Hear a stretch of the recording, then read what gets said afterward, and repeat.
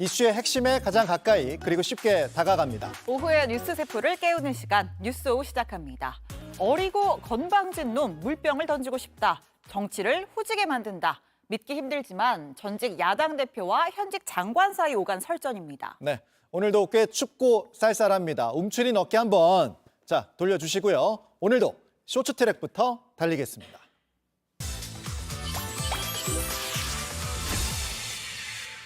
네, 첫 번째 트랙, 김포 이어 구리시장 면담입니다. 서울이 과연 어디까지 확대되는 것인가? 정치권을 중심으로 메가 서울 이슈가 떠오르고 있죠. 오세훈 서울시장이 김병수 김포시장에 이어서 백경현 구리시장과도 만났습니다. 오 시장과 백 시장은 서울시청에서 약 30분간 면담했습니다. 앞서 백 시장은 지난 2일 기자회견을 통해 구리의 서울 편입을 추진하겠다고 밝혔죠. 서울시로의 생활권이 저희 구리시가 같습니다.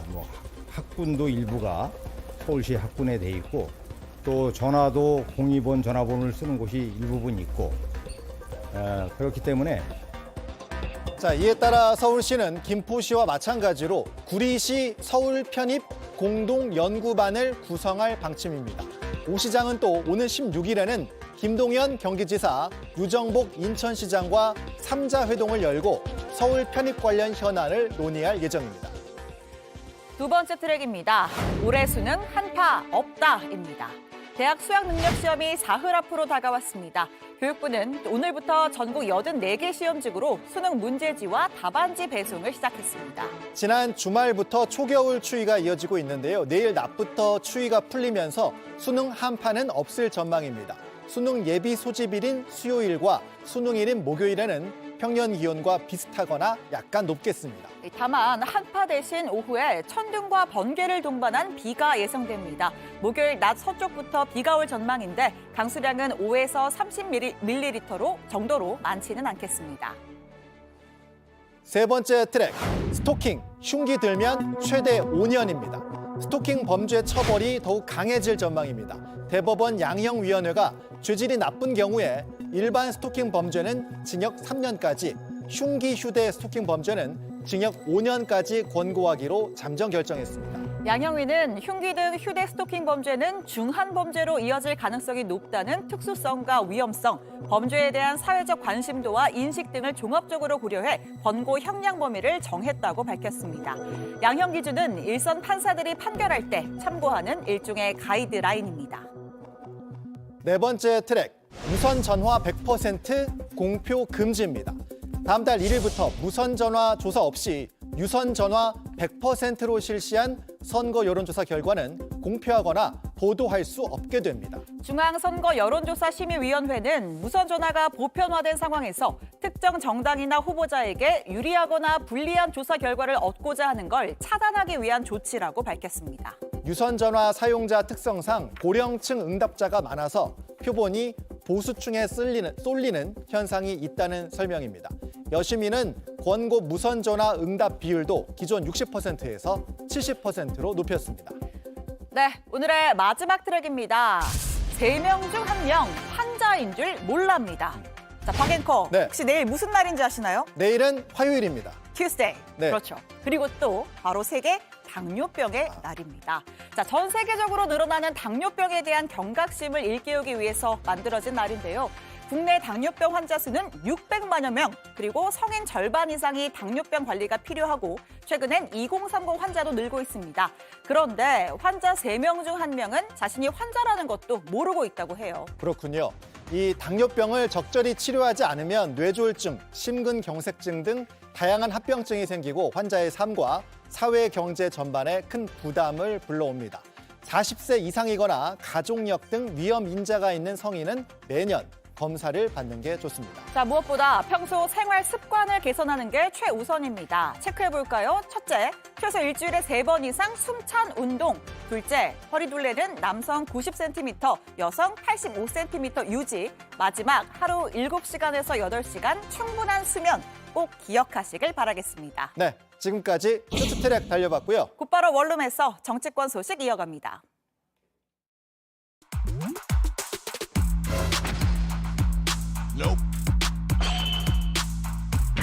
내가 너희를 나가라고 할 것이다. 붕짜자 붕짜. 뭐 이런 거예요. 윤핵관님들 제발 물러나주지 않으실래요? 이런 안내 방송하고 있어요 지금. 우유를 마실래? 아니면 매를 좀 맞고 우유를 마실래? 안에서는 안 됩니다. 다 알아요. 당 안팎으로 다 알고 있어요. 어느새 길어진 그림자를 따라서 네, 5시엔 뉴스 후 시내 원룸의 문을 열겠습니다.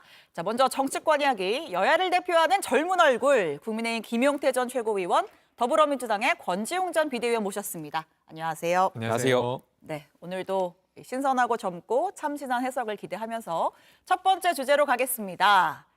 자, 그냥 마실래, 맞고 마실래.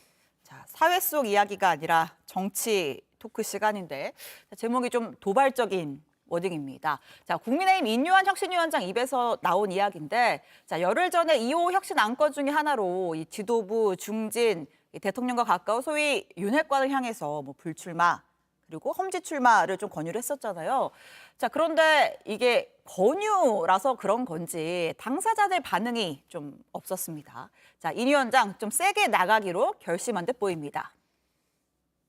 권고 사항이었기 때문에 혁신안을 내지 않았기 때문에 받아들이지 않은 거고요. 결국은 굉장히 단도적으로 말씀드리면은 우유를 마실래? 아니면 매를 좀 맞고 우유를 마실래? 이런 입장입니다. 저는 안에서는 안 됩니다. 다 알아요. 당 안팎으로 다 알고 있어요. 자, 발언의 취지는 알겠으나 맞고 마실래? 폭력은 안 되는 거 아닙니까? 꽃으로도 때리지 말라. 네. 물론 뭐 비유겠죠. 비유인데 근데 일단 왜 뭐 우유와 매 이런 비유를 했는지부터가 좀 궁금하긴 합니다. 인요한 위원장께서 이제 정치 초보시고 예. 정치를 잘 모르시다 보니까 저런 표현을 쓰셨던 것 같은데 예. 정치권에서 우유 마실래, 매 맞고 마실래 하면요. 우유로 뺨 맞습니다. 아, 정치인들 네. 우습게 보실 수도 있는데 예. 여기 정글 같은 곳입니다. 예. 굉장히 노회하고요. 굉장히 많은 정책과 그런 수싸움에 능한 정치인들 보고 네. 이런 식으로 다루면 인요한 위원장이 오히려 매 맞고 우유 맞으실 거라고 저는 생각되고요. 비유는 좀 선을 넘었다. 그렇게 예. 생각하고 그리고 인요한 위원장께서 아마 의대 출신이시잖아요. 예. 의대가 나름대로 군기가 세고 생명을 다루는 그런 곳이다 보니까 예. 나름대로 군기가 세고 그런 문화에 아마 익숙하셔서 사랑의 매 뭐 이런 표현을 쓰셨던 것 같은데 네. 전혀 정치권하고 어울리지 않는 표현이었고 네. 저렇게 가다가는 저는 인요한 위원장께서 오히려 저희 정치인분들에게 되레 네. 당하시지 않을까 그런 생각이 있습니다. 어떻게 보였어요? 아니 우유 마실래라고 하면 못 마실 이유가 뭐가 있겠습니까? 근데 우유를 마시라고 하는 게 아니라 사실 내용은 희생양이 돼달라는 거잖아요. 아무도 희생을 안 하는 국민의힘에서 너가 희생양이 돼달라고 하니까 사람들이 지금 거부하고 있는데 네. 거기에 대한 그 정서가 뭔지 잘 이해를 못 하시는 비유인 것 같고 그리고 매 맞고 우유 마실래 이렇게 하셨는데 혁신위원회가 때릴 수 있는 매가 있습니까? 이제 그 부분도 좀 얘기를 해봐야 될 것 같은데 매를 든다라고 했을 때 혁신위에게 그런 매를 들 권한이 있는지 인사권이라든지 공천권이라든지 좀 정말 매에 해당할 만한 권한이 있습니까? 없죠. 그러니까 시청자 여러분들께서 이제 혁신위랑 비대위랑 공관이랑 이 정치 용어를 헷갈려 하실 수 있는데 네. 혁신위가 사실상 갖고 있는 권한은 없습니다. 혁신이라는 것도 굉장히 모호한 단어고 네. 혁신위가 만들어 가야 되는 단어일 텐데 저렇게 매를 든다라고 했을 때 의원들은 웃고 계시겠죠. 그리고 인요한 위원장이 그런 주장한 영남 중진들 험지 출마 이런 것이 가능하려면 최고위만 통과해야 될 것이 아니라 의원총회까지도 추인을 받아야 될 정도로 굉장히 중요한 네. 안건인데 의총에서 통과되겠습니까, 의원들이? 정권 주겠다고 했는데 그러면 혁신이 할 뭐 이유가 없는 거 아닙니까? 그러다 보니까 이제 인요한 위원장이 다룰 문제가 아니다. 정치권 여당 내에서도 뭐 험지 출마 이러한 요구 사항은 네. 인요한 위원장급에서 말씀하실 것이 아니라 다른 보다 더 책임 있는 분들이 물밑에서 이야기를 했어야지 결과적으로 저런 말씀하시면서 전국을 팔도로 돌아다니시면서 많은 분들 만나 뵙고 있는데 인요한 위원장께서 안타깝게도 본인 정치를 하시는 거 아니냐. 혁신위원장이라는 당의 위기를 구해야 되는 그런 굉장히 중요한 상황에서 본인 정치하고 본인 어떤 광파는 정치하는 것 아니냐. 이런 비아냥도 사실 있는 것도 사실입니다. 당 내부에서 굉장히 센 비판이 나오네요. 예. 그러니까 인현 위원장께서 가지고 있는 개인기로 사실 이제까지 정치 뉴스를 이끌어온 것은 국민의힘에게 도움이 되는 일이었다고 저는 생각해요. 예. 근데 그것에 어떤 알맹이가 없음을 이제 국민들이 알게 되는 거죠. 그러니까 국민들이 원치 않았던 당내 징계 취소 이런 것들은 됐지만 정작 국민들이 보기에 국민의힘의 기득권을 내려놓게 하는 일에는 인현 위원장이 전혀 그 어떤 소용이 없는 상태이잖아요. 네. 그래서 앞으로도 이제 이런 사태가 이어지게 될 거라고 저는 생각되고 그러면 인현 위원장의 어떤 효용은 이걸로 다 하는 것이죠. 그러면 되려 국민들 입장에서는 이렇게라도 좀 바뀔 줄 알았는데 정작 예를 들면 국민들이 관심 가질 만한 고 최수근 상병에 대한 수사라든지 수사 외압이라든지 이태원 참사 유가족을 윤석열 대통령이 만날 것인가 아닌가 네. 이런 것들에 대해서는 인현 위원장은 입도 한번 말하지 뻥끗하지 못한 채로 끝나게 되는 거예요. 그러면 되려 더 배신감이 크지 않겠습니까? 그러니까 정무적인 사안에만 집중할 건 아니다. 혁신이라는 게. 자, 일단은 지금 좀 힘을 못 쓰는 상황인데 그 지난 주말이죠. 이 부산 3선 우리 윤핵관의 뭐 대표 주자라고 언론들이 꼽는 장제원 의원들이 지지자를 한 4천 명 넘게 모아놓고 버스 한 100대 대절해가지고 또 행사를 했단 말이에요. 이거는 내가 지역에서 지금 뭐 사진이 나가고 있습니다만 장 의원 표정이 굉장히 밝거든요. 그리고 뭐 지지자들도 막 환호를 하고 내가 부산에서 이 정도 한다. 나를 내보내고 부산에 누굴 내세울 거냐. 이런 것처럼 좀 비춰지기도 합니다. 그런 어떤 이해를 예. 전 국민이 다 하실 텐데 인요한 위원장님만 못하고 계신 것 같아요. 그래서 더 안타깝고요. 제가 윤핵관이라고 하는 분들을 굉장히 세게 비판을 많이 해왔어요. 예. 그럼에도 불구하고 선거에 있어서만큼은 저는 이분들에 대해서 존중할 부분도 있다라고 생각해요. 예. 그 말씀하신 대로 버스 90대 띄우는 일이요. 건지용 의원도 있지만 네. 정말 보통 일이 아닙니다. 저 버스 한 대에 45명 타실 거고 저분들이 시간 내는 것, 네. 그다음에 밥값, 간식값, 이 예산 들어가는 거, 예. 90대를 띄웠다? 이건 굉장히 어마어마한 일이라고 생각되고요. 제가 권성동 의원 말씀도 굉장히 많이 비판해왔는데 권성동 의원 같은 경우 지난 4년 전에 공천이 잘못되다 보니까 무소속으로 출마하셨어요. 무소속으로 출마하셔서 강릉에서 민주당 후보 꺾고 미래통합당 후보 꺾고 예. 1등으로 당선되신 분이에요. 그러니까 이런 분들이 과연 인요한 위원장이 험지로 가라고 해서 네. 그럴 권한이 있는지도 잘 모르겠고 그게 민주공화적인 생각인가도 좀 의문이 들고요. 네. 곰곰하게 다시 한번 생각해 보셔야 될 지점이 있을 것 같습니다. 그러게요. 뭐 장제원 의원이 최근 한 언론 인터뷰에서 방금도 나갔습니다만 뭐 사상을 끝까지 지키겠다라고 했고 주호영 의원 같은 경우에는 또 지난주에 왜 잘 되는 사람이 서울을 가야 되냐. 대구에서 시작했으니까 대구에서 마치겠다. 뭐 이런 발언들을 했는데 자, 혁신위의 향배 조금 더 지켜봐야 할 것 같고요. 자, 그리고 이준석 전 대표 뭐 지금 신당 창당이 가시화되고 있다 이런 해석들이 많은데 역시나 이 혁신안 효과 못 볼 거다. 친윤들 절대 안 물러난다. 이렇게 좀 꼬집었습니다. 듣고 올까요? 저는 인요한 위원장에 대해 가지고 계속 이제 보면은 이분이 뭘 하려고 하는지를 모르겠다니까요. 그러니까 제가 하나회 척결에 비교했지만은 하나회 척결과 찰 거면요 내일 자고 일어났더니 목이 떨어져 있었다 이렇게 돼야 되는 건데 지금은 뭐 안내 방송하고 있어요. 내가 너희를 나가라고 할 것이다. 붕짜자 붕짜. 뭐 이런 거예요. 그러고 나가지고 나중에 가가지고 윤핵관님들 제발 물러나주지 않으실래요? 뭐 이런 안내 방송하고 있어요 지금. 자, 김영태 전 의원님, 천하용인 중에 또 용이시고 지난주에 이준석 전 대표 만났잖아요. 예, 예. 만나서 막 신당 얘기하고 뭐 이런 얘기 좀 하고 예. 페이스북에다가 예. 이준석 전 대표의 작전이 예, 이해간다. 예. 굉장히 궁금증을 유발하는 글을 올리셨던데 이 작전이 뭐였습니까? 제가 저 5분 사진 나가고 있는 5분 중에 비둘기파입니다. 거의 다 아, 매파가 많은데 온건파. 예, 제가 비둘기파인데 지난주에 이 자리에서 제가 창당에 대해서 좀 부정적으로 말씀드렸던 것이 있고 예. 책임윤리 관점에서 말씀드린 바가 있는데 저 만남을 통해 가지고 일단 이 전 대표의 창당하려는 의지를 네. 일단 확인했고요. 그리고 저도 일단 부정적으로만은 생각하지 않겠다. 그러니까 창당을 결심한 것도 아니고요. 일단 창당에 대해서 이 전 대표가 그런 의도를 갖고 또 저희를 설득해 나가는 과정이 있다면 네. 일단 열린 마음으로 한번 들어보겠다라는 네. 말씀을 드렸고요. 예. 그 과정에서 아마 많은 분들이 고민하고 또 명분에 따라서 선택을 할 걸로 제가 알고 있습니다. 그래서 구체적인 작전이 뭐였습니까? 구체적인 뭐 누구를 데려와서 작전- 현역 누구 이름이 거론된다고 하던데. 작전은 보안이 생명이어가지고. 아, 네. 그렇습니까?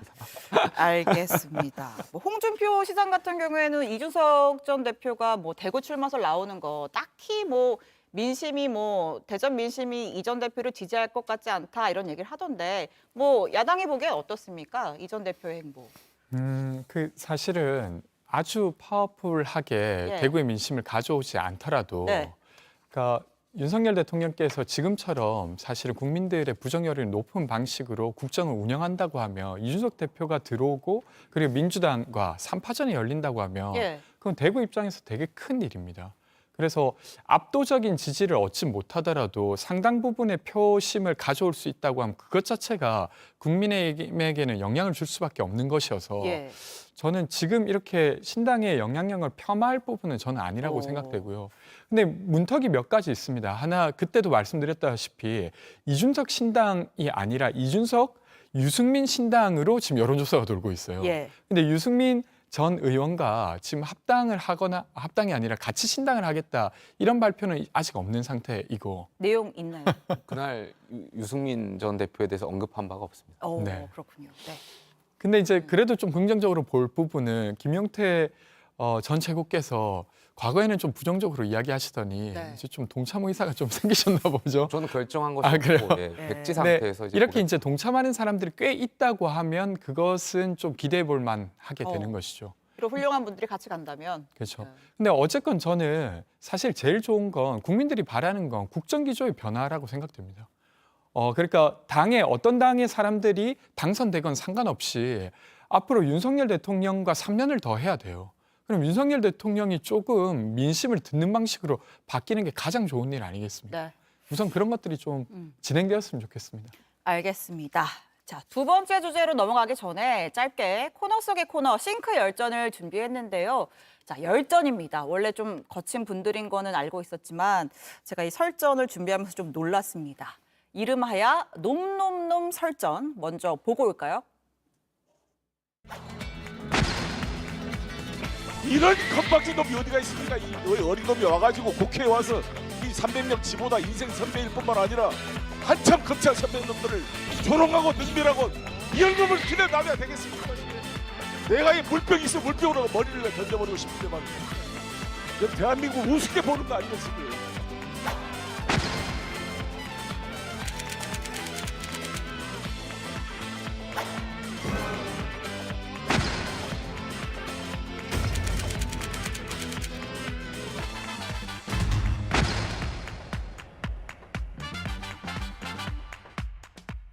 네, 제가 책상 위에 있는 물병을 내려놓겠습니다. 무서워가지고.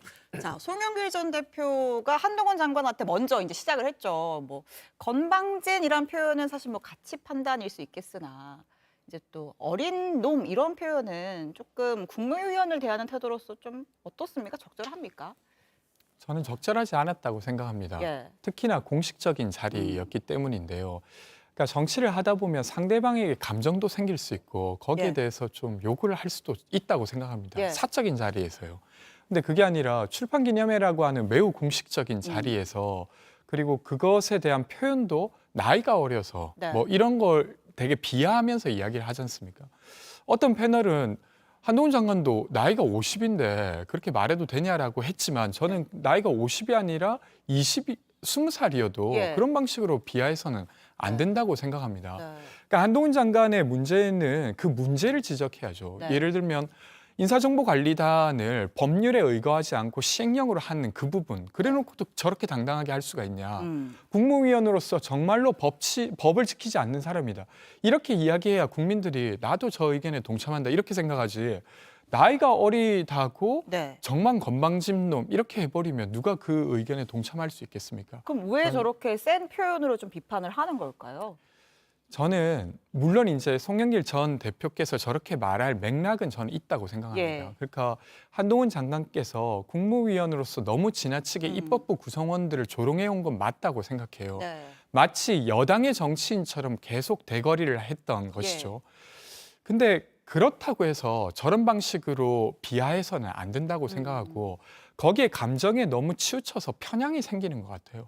그래서 한동훈 장관은 무조건 나쁜 사람 네. 이렇게 되고 그것들로 선동하게 되는 수준까지 가버린 것 같습니다.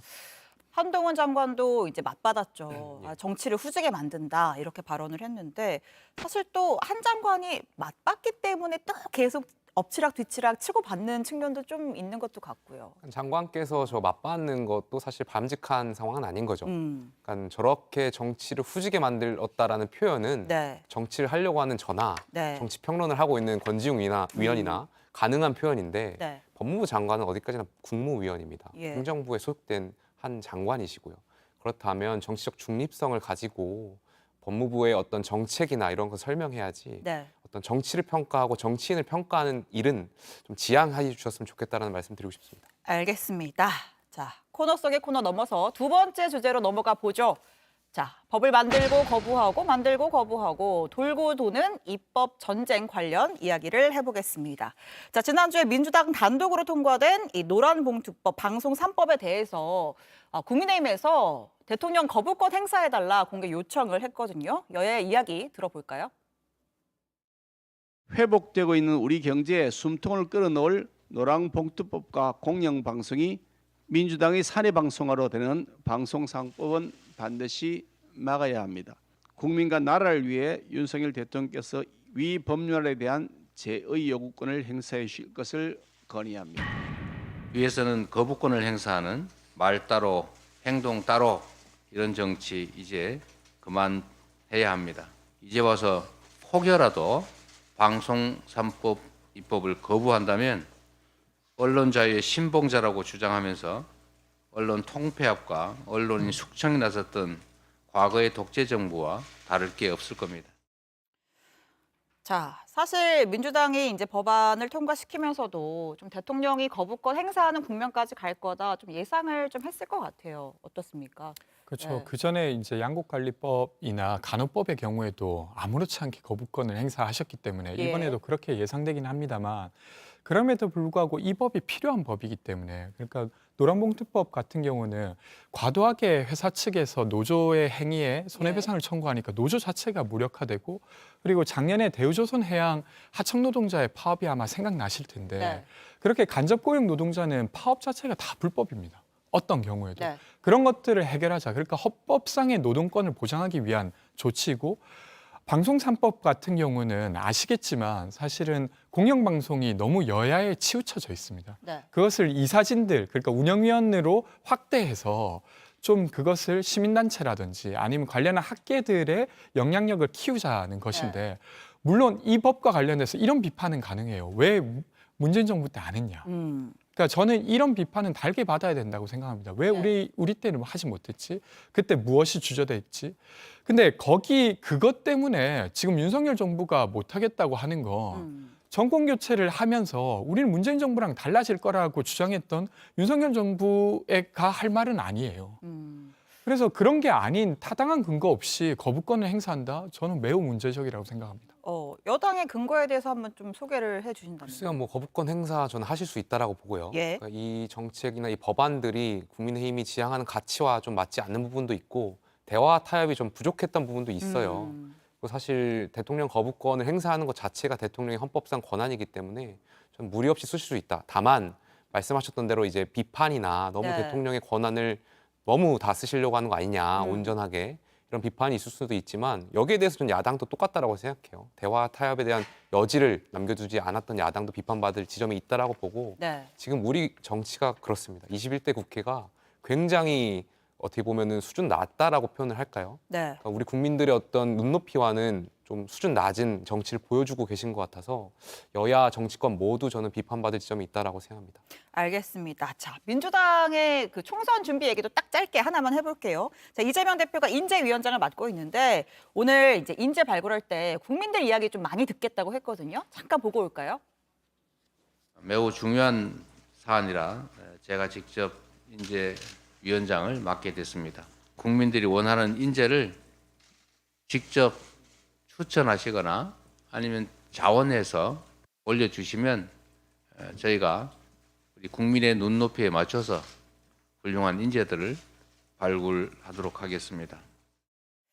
자, 국민의 눈높이에 맞춰서 인재를 발굴하겠다고 했는데 또 일각에서는 이게 국민의 눈높이냐 아니면 강성 지지층, 이제 소위 뭐 개딸이라고 하는 분들의 눈높이냐 이런 지적이 있더라고요.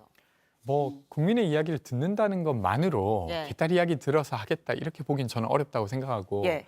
그리고 이재명 대표께서 인재위원회 위원장을 직접 맡으신 것도 되게 비판이 많던데 예. 사실 문재인 대표 때도 그랬고 그리고 이해찬 대표 때도 직접 인재영입위원장을 맡았습니다. 문재인 대표 때는 김성곤 혁신위원장이 나중에 인재위원장 맞지 않았나요? 혁신위원장이었지만 그 인재영입 자체는 문재인 또 실무를 대표가 하셨죠. 직접 예. 하셨기 때문에 그래서 그것 자체는 비판할 부분은 아닌데 음. 근데 이제 한간의 우려처럼 그러니까 친명계로 이 모든 걸 사실 인재영입 과정도 그것을 어떤 포장하기 위한 조치로 하게 된다고 하면 되게 우려가 되죠. 그래서 전 총선기획단에게도 그런 요청을 드렸는데 비명 친명 간의 갈등을 넘어서는 공천을 해야 된다. 네. 검찰과 싸우는 게 아니라 불평등과 싸우는 총선 어떤 실무를 해야 된다. 이런 이야기를 드리고 있는데 네. 결과로 봐야 될 부분이 아닌가 싶습니다. 국민들이 볼 때요, 민주당에 훌륭한 청년들이 있다라고 저는 생각해요. 예. 그런데 그럼 뭐합니까? 다 수박 뚜껑 씌워가지고 관역으로 쓰고 있는데 예. 비명계 딱지 붙어가지고. 그러니까 이재명 대표께서 정말 당을 위한다면 그런 젊은 인재들을 좀 보시고 네. 비명계라고 낙인 찍지만 마시고 좀 그런 분들에게 기회를 줄 수 있는 것을 좀 해야 되지 않나 생각이 됩니다. 알겠습니다. 자, 여야를 아울러서 두 분의 신선하고 참신한 해석을 들어봤고요. 오늘 말씀은 여기까지 듣겠습니다. 고맙습니다. 고맙습니다.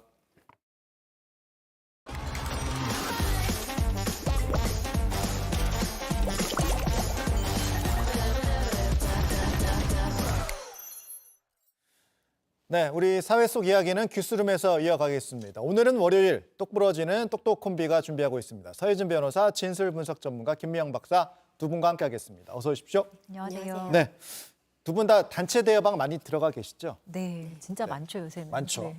그래서 이 사건 보시면서 단체 대여방 좀 한번 생각을 해보신 것도 좋을 것 같아요. 첫 번째 사건 키워드는 마라톤 좋아하는 교장 선생님 이렇게 잡아봤는데요. 마라톤을 좋아한다고 문제가 되는 건 아니죠. 이후에 이제 행동들이 좀 논란이 됐는데 그 화면 좀 보여주십시오. 캡처 화면 보여주시면 이게 전북의 한 초등학교 선생님들의 이제 단체 대화방이에요. 근데 사진을 보면 전국 마라톤 대회 완주했다. 그래서 완주 기록이 올라와 있고 올린 사람이 이제 교장 선생님이에요. 이렇게 잘했다, 완주했다 이렇게 올린 건데 이걸 이제 학교 직원 단톡방에 공유가 된 거죠. 근데 교장 선생님의 마라톤 자랑이 한두 번이 아니었던 것 같습니다. 마라톤 3위 했다, 입상했다 뭐 이런 소식도 올라왔는데 이게 또 보면 근무 시간이 아니고 공휴일이었다 그래요. 그래서 이제 단체 대화방에 이런 글들이 올라온 건데 보니까 변호사님 그 학교에 보면 그 현수막 거는 그 게시판이 있잖아요. 네. 여기도 저 마라톤 기록 달성 쾌거가 올라왔더라고요. 네. 그 학교 게시판 같은 경우는 사실 학교와 관련된 어떤 예. 소식을 전하고 또 아니면 학생들의 입상 소식이나 뭐 이런 것들을 주로 이제 게재하는 그런 공간인데 예. 교장 선생님 개인의 어떤 마라톤 관련된 기록 달성 이런 예. 것들을 저기에 게시한 것은 저도 한 번도 보지 못한 것 같습니다. 네. 이게 사실 그러라고 있는 그런 게시판은 아닐 텐데 전형적으로 이 공과 사를 구분하지 못한 행동이 아닐까 싶습니다. 보통 이제 학교에 어떤 마라톤 부가 이제 입상을 했으면 이제 걸어야 되는 그런 상황인 건데 그래서 저희가 뭐 해당 당사자 입장을 들어보는 게 중요하기 때문에 제작진이 직접 통화를 한번 해봤습니다. 듣고 오시죠.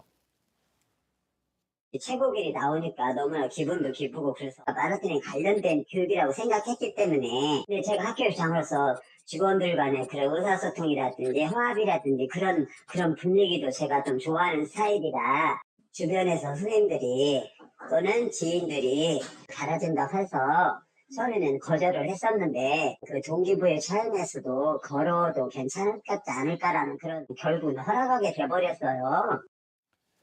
주변에서 권유를 해서 현수막을 걸긴 했는데 어쨌든 결과적으로 저 부분은 잘못됐다 이렇게 얘기를 했고 자 단체 대화방 얘기로 돌아오면 근데 이제 좀 쉬는 날 저렇게 이제 단체 대화방에 저런 소식들이 좀 올라오면 업무 외 메시지가 올라오면 당사자들, 거기 있는 사람들 입장에서는 또 불편하긴 불편하잖아요. 저도 그래서 예. 과거에 저는 어떠했나라는 걸 좀 돌아보는 계기가 됐는데요. 대표님이시잖아요. 네, 저는 그래서 가능한 네. 업무 시간이 아닐 때는 톡을 안 보내려고 네. 하고 좀 보내야 한다라면 미안하다라는 말을 하는데요. 예. 일단 이 사건에서도 문제가 단톡방이었는데요. 업무 시간 외에 업무가 아닌 일상적인 내용을 공유한 것이 문제가 됐습니다. 그런데 앞에서 이 교장 선생님의 이야기를 들어보면 이게 업무 차원이다라고 생각을 하는 것으로 보여져요. 예. 우리가 봤을 때는 개인적인 일상에 대한 내용인데 이것은 마라톤에 관련된 교육이라던가 아니면 동기 차원에서 좀 필요하다라는 어떤 공적 의미를 부여하는 모습을 보이고 있는데요. 그래서 이제 공과 사를 좀 구별을 좀 하는 인식이 조금 부족하지 않았나라는 생각이 들었고요. 여기에 보면 그 내용을 올렸는데 그 밑에 반응이 좀 재미있습니다. 와 대단하세요라고 네. 이제 하면서 뭐 멋지다, 뭐 챔피언이다 이런 류의 이제 좀 호응하는 그런 이제 메시지들이 있고 이게 또 호응을 안 하기도 좀 애매하지 않습니까? 네, 이렇게 올라오면. 그게 문제라는 거죠. 그러다 보니까 이 글을 본 다른 선생님들의 입장에서는 예. 여기에 뭔가 동조하거나 뭔가 옹호하거나 이러지 않으면 좀 사회생활 좀 잘 못한다라는 느낌을 받을 수도 있고요. 사실 이 마라톤뿐만 아니라 이 교육청 이제 소속의 이 선생님께서 그 성악 동아리에 소속이 되어 있으셨는데 이 공연을 하는 장소랑 이런 것들도 또 공지에 올렸다라고 합니다. 그러니까 이걸 본 선생님들의 입장에서는 왠지 가야 오라고 하는 그런 압박을 받는 느낌도 있었다라고 합니다.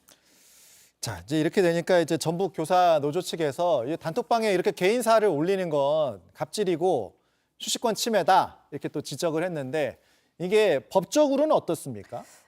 아마 이런 행동에 대해서 지금 이제 선생님들이기 때문에 이제 교육공무원법이나 공무원 관련된 법령이 적용이 될 거고요. 그 부분에 대해서 이 교장 선생님이 했던 행동이 과연 징계를 받을 수 있는 것이냐에 대해서 판단이 아마 될 것으로 보입니다. 예. 그런데 논의를 조금 확장시켜 보면 일반적인 공무원이 아닌 이제 근로자 같은 경우는 근로기준법이 적용이 되잖아요. 네. 근데 근로기준법에 보면은 이런 식으로 업무 시간 외에 뭐 전자통신이라든지 다른 수단을 통해서 업무 지시를 받을 수 없다라는 그런 명확한 금지 조항 같은 것은 우리가 아직 가지고 있지 않아요. 네. 물론 지금 뭐 기업 차원이라든지 어떤 기관 차원에서 자체적인 노력은 하고 있는 것으로 보여지는데 여전히 법률에서는 그런 정도의 수준의 어떤 규정은 아직 마련되지 않은 상태입니다. 여러 번의 뭐 입법 예. 시도 자체는 있지만 아직 되진 않은 그런 네, 상황이죠. 이게 사실 현실적으로 어떻게 막을 수 있겠느냐 또는 이걸 위반했을 때 어떻게 제재할 것이냐에 대해서 논의가 좀 다양하게 일어나다 보니까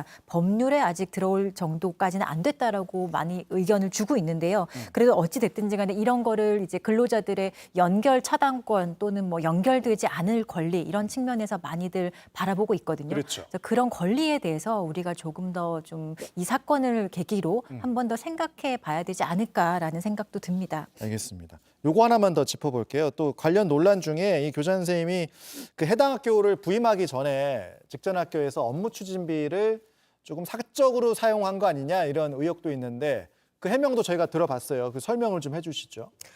이게 문제가 됐던 부분, 사적으로 사용했다는 의혹을 받는 부분이 사실 그 A 교장의 딸이 운영하는 카페가 있는데요. 그 카페에서 지난해 10월부터 지난 7월까지 10여 차례에 걸쳐서 148만 원어치의 그 빵과 뭐 음료, 쿠키를 이제 결제를 한 겁니다.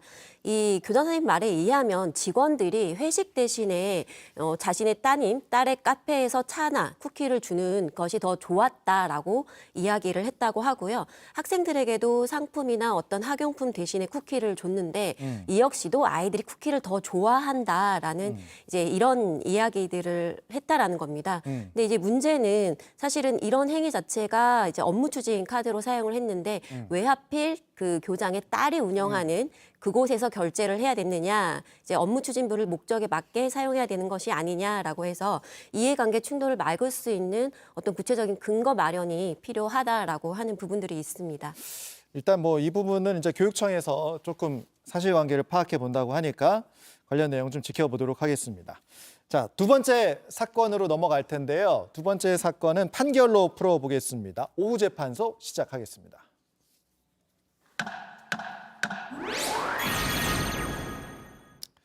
이게 사실 좀 충격적인 사건이고 오늘 온라인에서도 많은 분들이 보셨던 그런 사건이에요. 알코올 중독 아내를 남편이 결국 이제 폭행해서 숨지게 한 사건인데 그 과정이 좀 충격적입니다. 4파로 재구성을 해봤는데 30대 부부였습니다. 남편 A 씨는 아내 B 씨가 계속 이제 좀 술에 취해서 들어오다 보니까 아예 이 아내를 밖으로 나가지 못하게 쇠사슬 줄로 해서 냉장고에 고정시켜서 이제 감금했다는 거예요. 근데 하지만 이후에도 아내가 술에 취해서 경찰 도움으로 집에 돌아오는 일이 발생을 하니까 결국 이제 폭행을 해서 숨지게 한 혐의를 받은 그런 사건입니다.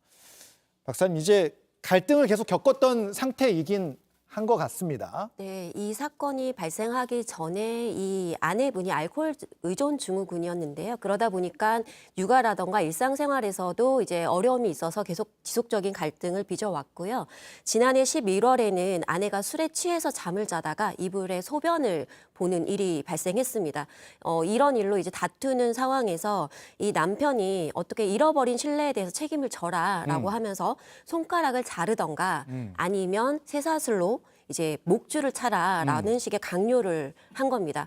이에 이제 아내가 거부를 하니까 잠못 차림으로 아내를 내쫓았고 주변의 도움을 통해서 경찰 신고를 해서 귀가를 겨우 이제 했는데요. 네. 이제 이 남편분이 그로부터 아내에게 일주일간 술을 마시러 나가지 못하게 하겠다라고 하면서 목에 실제로 이제 5.6m 길이의 쇠사슬을 목에 이제 묶어서 냉장고에 고정하고 감금을 이제 한 것입니다. 그런데 이런 감금에도 불구하고 아내가 밖에서 술을 마시다가 사건 당일날 이제 경찰의 도움으로 귀가를 했고 그 상황에서 격분해서 범행을 했다는 게 검찰의 판단입니다. 어떤 이유에서건 남편의 행동이 정당화될 수 없죠. 잘못됐고. 자, 재판부의 판단, 변호사님 어떻게 나왔습니까? 징역 9년이 선고됐습니다. 예. 적용된 혐의는 상해치사, 강요, 감금 등이 이제 적용이 됐는데요. 예. 이 가해자는 끝까지 자기는 이렇게 폭력을 단순히 뭐 종아리 2번 정도만 때렸다라고만 얘기를 하고요. 예.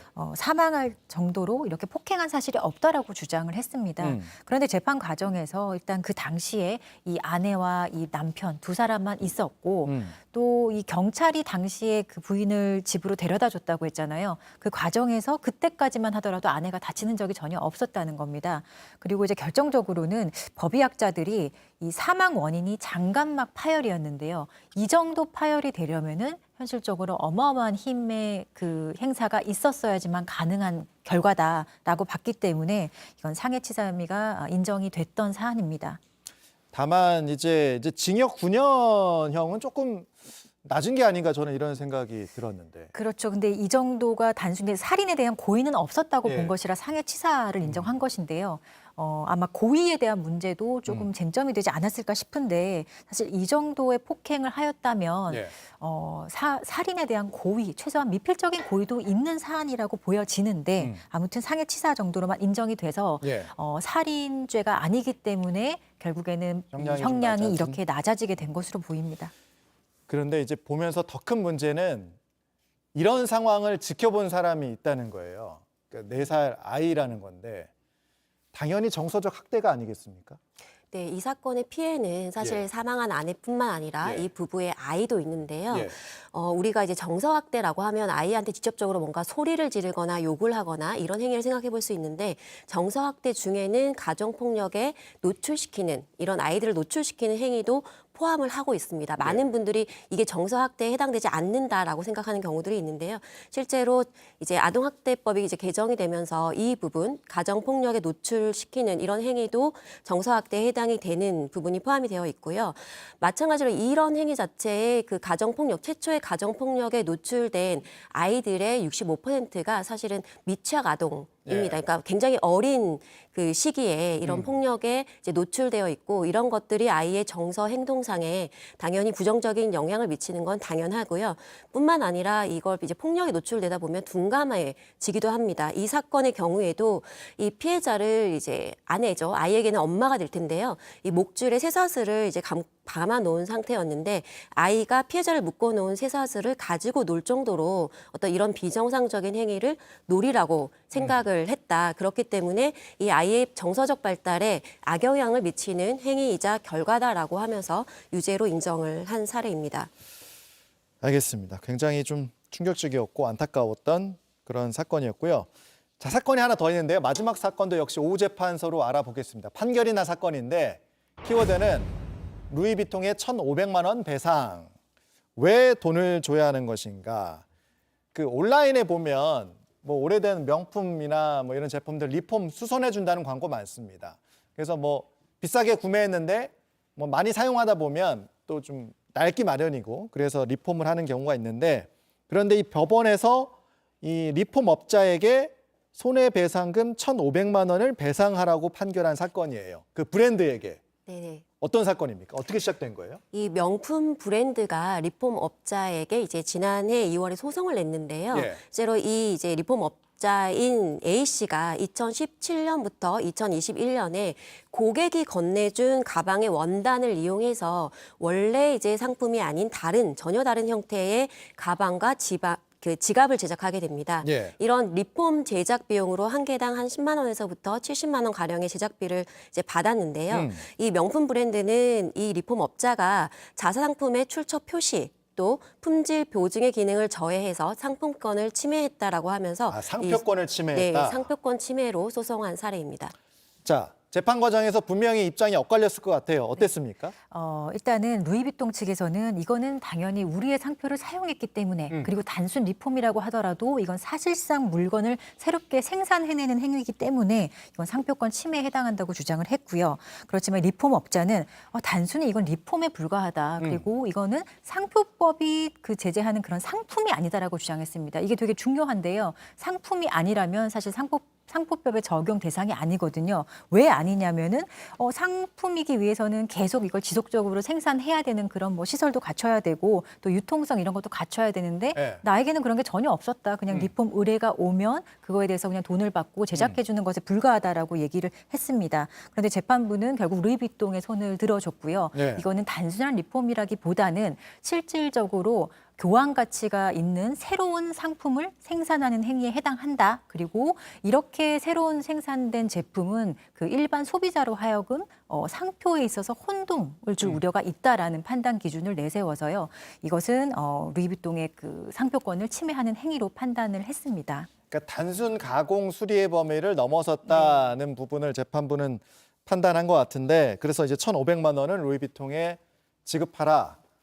그런데 이제 그 반응을 보면 소비자들 입장에서는 법원 판단과는 좀 다른 생각을 하는 분들도 좀 꽤 있는 것 같더라고요. 네, 저도 댓글을 봤는데 예. 상당 부분 많은 수의 사람들이 예. 법원의 판결을 사실 납득하지 못하는 글들이 대부분이었습니다. 예. 주된 취지는 이 사건의 가방이 됐던 그래서 이제 그걸 변경해가지고 또 다른 가방과 지갑을 만들었다고 하더라도 예. 소유주가 동일하지 않느냐. 그래서 고객의 사유재산을 가지고 내가 어떤 형태로 쓰든 팔지 않았는데 이게 왜 문제가 되느냐. 내 걸 내가 리폼했는데. 네, 그러니까 그렇게 따지면서 이제 양말 꿰매시는 사람도 형사처벌 대상이 되는 거냐라고 이야기를 하고 있고요. 두 번째는 이제 그 리폼이라는 것 자체가 사실 환경을 보호하고 우선시하는 그런 행위라고도 이제 볼 수 있는데 그러면 환경 그러면서 이건 안 된다라고 하는 거냐. 예. 이 리폼 업자는 개당 이제 10만 원에서 70만 원 가량의 이제 비용을 들였는데 뭐 이 정도는 기술과 노동력에 합당한 대가가 아니냐라는 부분들. 궁금한 것은 리폼을 하는 집들은 전부 다 소송을 당하는 거냐라는 식의 좀 부정적인 댓글들이 좀 많았습니다. 이 질문은 변호사님이 답을 해주시죠. 네, 사실 이게 전부 리폼 행위가 전부 불법이 된다라고 보기는 어렵습니다. 단순히 뭐 내가 가진 물건을 조금 더 뭐 예쁘게 쓰고 싶다든지 아니면 요즘 친환경 업사이클링도 유행이잖아요. 근데 그런 것들을 다 불법으로 본다면 사실은 모두가 사실 어떻게 보면 상표권 위반 행위로 처벌받을 수도 있는 거거든요. 근데 그런 개념이 아니라 이 상품을 리폼했을 때 만들어낸 그 상품에 어느 정도의 가치가 있는가. 일반 사람으로 하여금 이게 정말 새로운 상품으로 오인될 정도가 되느냐. 그런 기준으로 판단하기 때문에 모든 리폼 행위가 불법이 되는 건 아닙니다. 알겠습니다. 오늘 두 분과 똑똑한 똑똑콤비 얘기 나눠봤습니다. 고맙습니다. 감사합니다.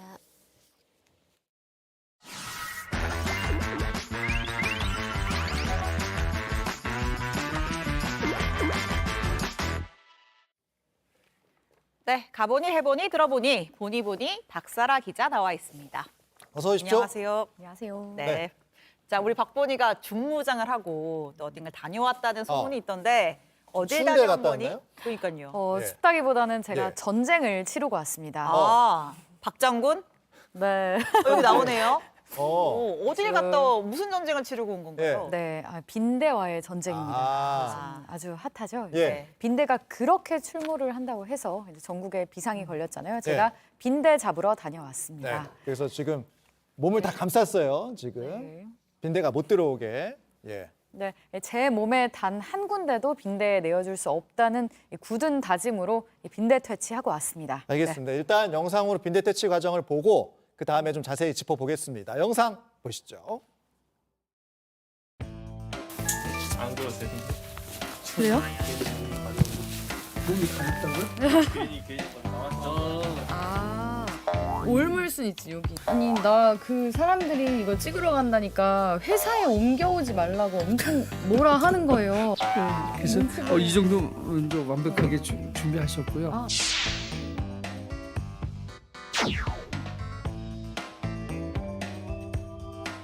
네, 저는 지금 경기도의 한 대학교 기숙사에 나와 있습니다. 지금 이곳에 빈대가 나타났다고 해서 방역을 하러 왔는데요. 한번 가보겠습니다.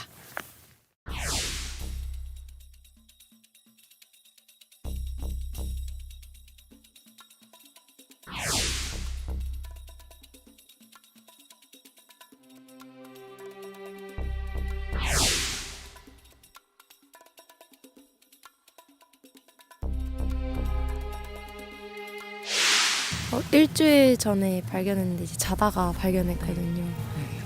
너무 징그러웠어요.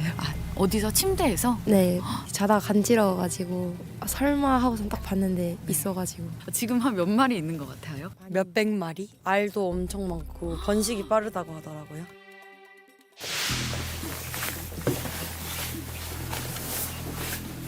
지금 우리 이쪽에 있는 게 빈대 알이고. 아, 이게 빈대 알이에요? 네, 하얀색. 어머. 네.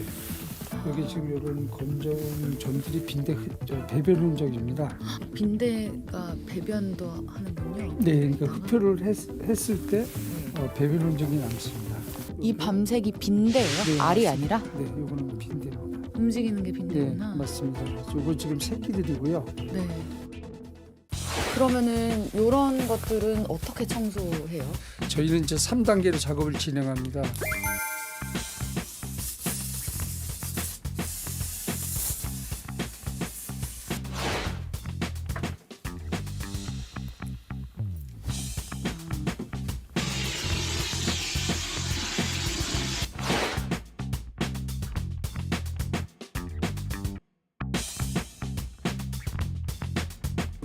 스팀 작업, 분무 작업, 그다음에 마지막 훈중 작업 진행하는 거는 한 마리라도 놓치면 안 되는 작업이기 때문에 이런 3단계로 해서 저희가 진행되고 있습니다.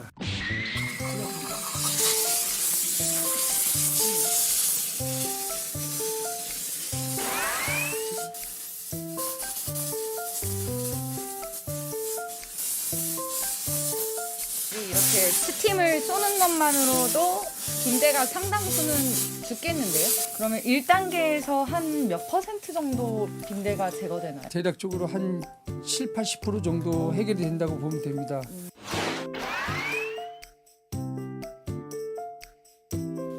이거는 엄청 강력한 거예요? 네, 조금 강하다고 보기 때문에. 이걸로 그럼 막 바퀴벌레도 죽고 다 죽어요? 네, 그래서 웬만한 그 해충들 다 죽는다고 봐야 돼요.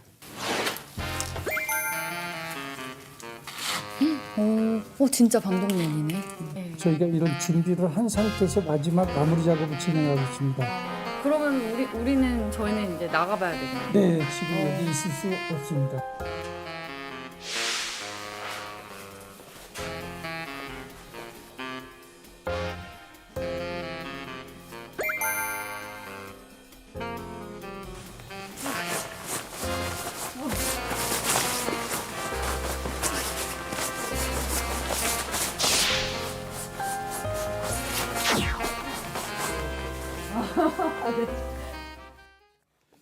와.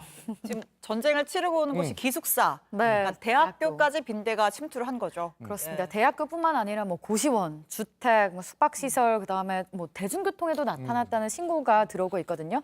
이제 빈대가 사람의 피를 빨아먹는 해충입니다. 이제 물린다고 질병이 옮는 건 아니지만 가려움증이나 알러지가 생길 수 있기 때문에 조심하셔야 됩니다. 자, 빈대 옛날 말이었는데 왜 다시 나타난 건지를 다시 짚어보죠. 그러니까 원래는 산업화 이후인 1980년대 이후에는 사실 빈대를 거의 볼 수가 그랬죠. 없었는데요. 이제 해외 왔다 갔다 하시는 분들이 늘면서 빈대가 국내로 들어왔을 거라는 얘기가 많습니다.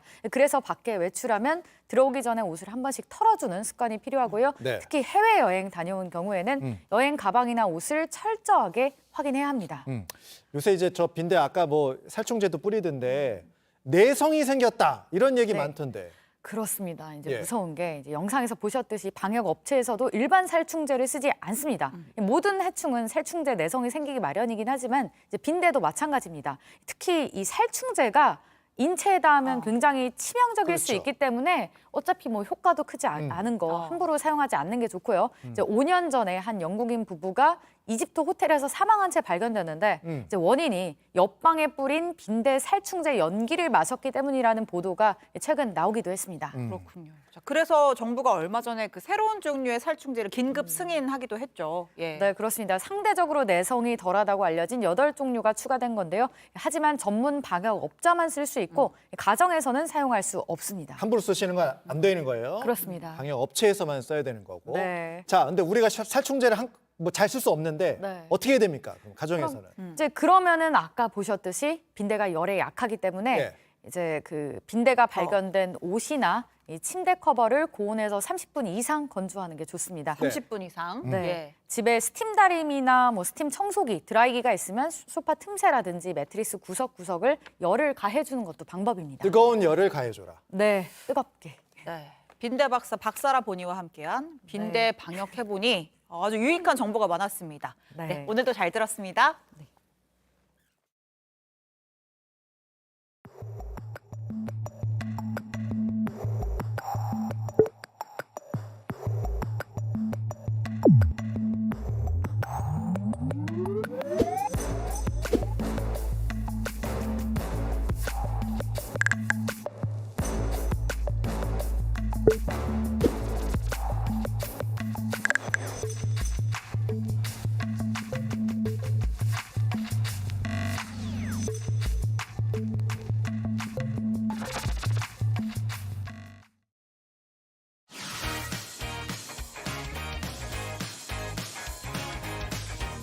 네, 뉴스 마지막 코너입니다. 오늘 온라인에서 가장 핫한 키워드 소개하는 코너죠. 네, 오후의 키워드 빅데이터 전문가 오키도키 민키영 전민기 팀장과 함께 하겠습니다. 어서 오십시오. 일주일 만에 돌아오셨습니다. 네, 제자리가 남아 있었군요. 네, 출장 좀 그럼요. 다녀왔습니다. 네, 자 살도 좀 빠진 것 같고. 맞습니다. 네, 첫 번째 키워드 가죠. 자, 첫 번째 키워드 셀프입니다. 네, 네, 연관어 볼까요?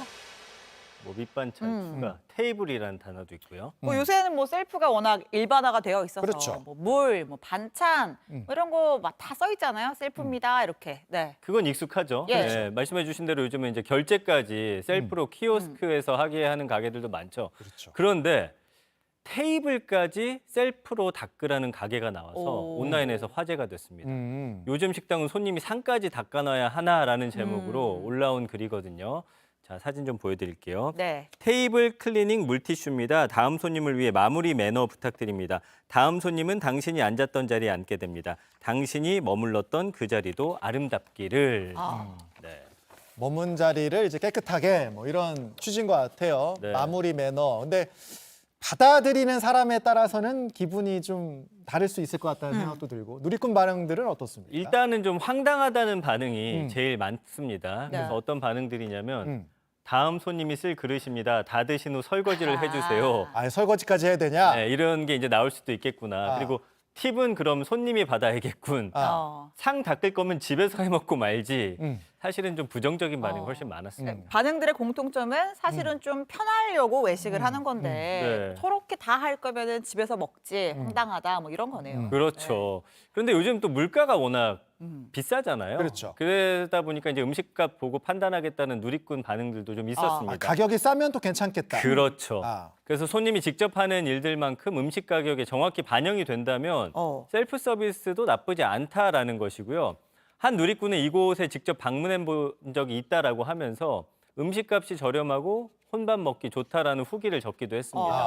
그래서 실제로 셀프 감성어를 보면은 긍정 반응이 또 많더라고요. 그래요? 75%나 되거든요. 예. 다 팔았네요. 네, 가능하다, 뭐 최고, 편하다, 좋다, 싸다. 결국엔 가격만 싸면 저 정도까지는 내가 할 수 있겠다라는 반응들이 좀 많은 것 같습니다. 일주일 만에 오셔서 그런지 준비를 좀 많이 하셨네요. 네, 좋습니다. 티가 나는군요. 예. 네.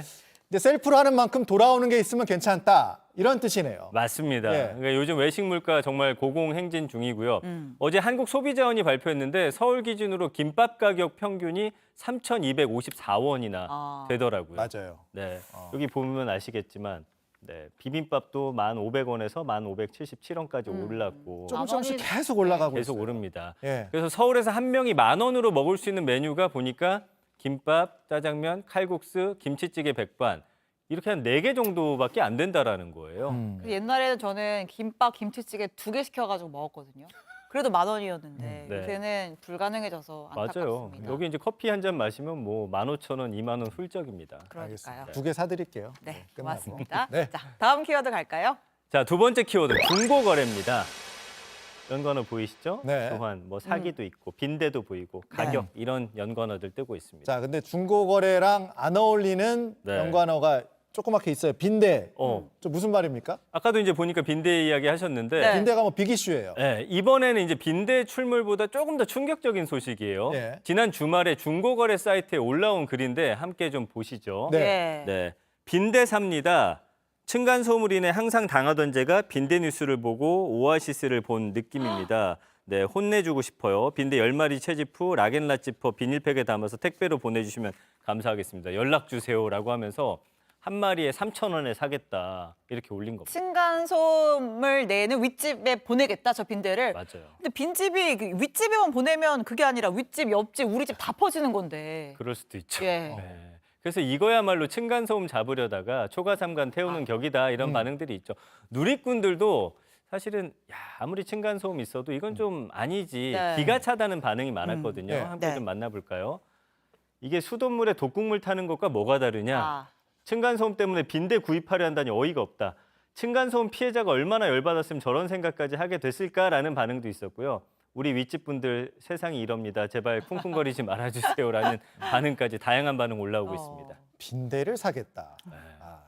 정말 빈대가 뭐 요새 빅 이슈니까 이런 식으로도 이슈가 되는군요. 네. 예. 지금 온라인에서 가장 핫한 키워드 한 개만 꼽으라고 한다면 바로 빈대예요. 그래서 제가 이제 언급량을 작년하고 봤더니 비교를 해봤더니 23,000% 폭증을 했고요. 네. 네. 그리고 전주 대비해서도 거의 지금 3배 가까이 치솟고 있는 데다가 네. 뭐 당연히 대부분 부정적인 연관어죠. 네. 사람들의 불안감이 얼마나 큰지 데이터에 고스란히 나오고 있습니다. 네. 감정 한번 볼까요? 다 네. 빨갛네요.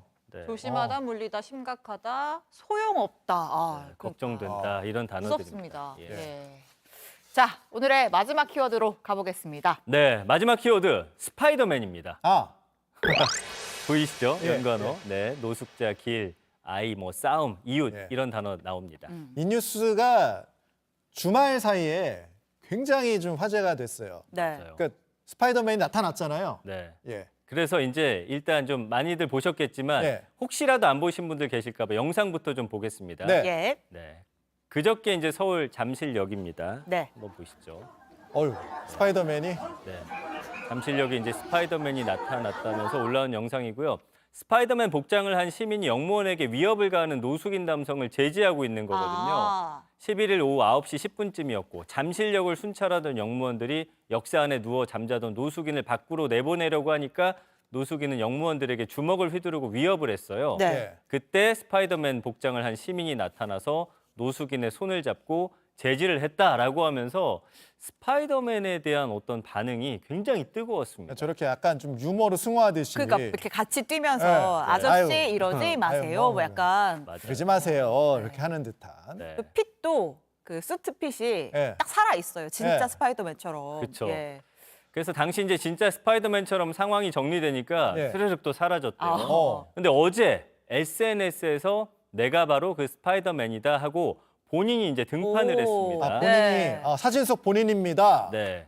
할아버지께서 지하철 관계자랑 싸우시다가 폭행하는 장면을 목격해서 뭐 이런 이야기들을 쭉 올렸죠. 그래서 네. 본인이 이제 말리게 됐다라는 이야기까지 여기에다 써놨습니다. 저 뒤에 보이세요? 네. 춤을 추고 있는 것처럼 보이는데 맞습니다. 아. 할아버지 진정 시켜드리려고 제가 춤이라도 출까요? 했더니 그러죠라고 해서 춤췄다고. 네. 굉장한 분인 것 같은데 네. 알고 보니까 굉장히 좀 유명 인사더라고요. 어. 잠실역 스파이더맨 하면은. 그렇더라고요. 그래요? 예. 네. 오. 이 잠실역에 자주 온다고 하고요. 네. 저런 복장으로? 네. 네. 오면 아이들이랑 사진도 찍어주고 또 그렇게 미담으로 이제 마무리가 되나 싶었는데 여기 오. 반전이 또 숨어 있었습니다. 그래요? 스파이더맨 본인이 등판을 했잖아요. 예. 이 사람한테 사기를 당했다는 주장이 올라오면서 온라인이 또 한 번 시끄러워진 거예요. 그래요? 네. 이 사기를 당했다는 주장들 좀 설명을 드려볼까요? 여기 네. 올라오고 있는데 자, 이 내가 잠실역 스파이더맨이다 올린 그 계정이랑 예전에 코스프레 의상 제작 카페에서 사기를 친 사람이랑 아이디가 똑같다라는 거예요. 사기 피해를 당했다고 주장한 누리꾼이 있고요. 그분의 주장에 따르면 이 잠실역 스파이더맨이 어떤 분의 슈트를 제작해 준다고 돈을 받아갔다가 잠수를 탔고 그게 들통이 났고 반년 넘게 지나서 돌려줬다라는 겁니다. 그래서 본인 피해 사례뿐만 아니라 다른 피해자들 제보 내용까지 모아서 온라인에 지금 올린 상황이다 보니 갑자기 영웅에서 또 이게 이제 사실인지는 확인해야겠지만 이렇게 사기꾼으로 몰리고 있는 상황까지 계속 이슈가 연이어서 터지고 있습니다. 예. 일단 그런 주장이 또 제기된 상태고 네. 우리가 정확하게 알 수 없습니다. 그리고 또 지금 일단 스파이더맨 가면을 쓰고 있기 때문에 뭐 누군지도 우리가 뭐알 수는 없는 상황이고 맞아요. 아직은 좀 불분명한 그런 상황이네요. 그렇습니다. 정확히는 알 수는 없겠죠. 예. 그래서 잠실발 스파이더맨 미스터리 누리꾼들도 지금 황당하다는 반응들을 많이 올려주고 여러 반응이 막 계신데 나오겠군요. 네, 좀 살펴볼까요? 하다 이제 사기를 절지류까지 치는 건가? 절지류. 온라인 주장일 뿐 아직 진실은 모르는 거임. 어젯밤까지 영웅이라며 생각했는데 황당. 아마 마지막 댓글에 이제 공감하신 분들이 많지 않았을까 네. 싶습니다. 그 이런 상황이면 본인이 등판하셨으니까 이렇게 좀 논란을 좀 설명을 하는 것도 필요하지 않나 이런 생각이 들기도 하고. 그러게요. 맞습니다. 기왕이면 좀 영웅으로 남았으면 좋겠는데 아무튼 좀 밝혀질 건 또 밝혀져야겠죠. 사기꾼보다는 영웅이기를 저도 바라는 네. 마음입니다. 네, 알겠습니다. 오늘 준비를 굉장히 많이 해오셨네요. 일주일 만에 오시니까. 갑자기 좀 찔리네요. 네, 아주 좋습니다. 오늘도 재밌게 잘 들었습니다. 감사합니다. 네, 뉴스 오후가 오늘 준비한 소식은 여기까지입니다. 네, 내일 더 좋은 뉴스로 찾아뵙겠습니다. 고맙습니다.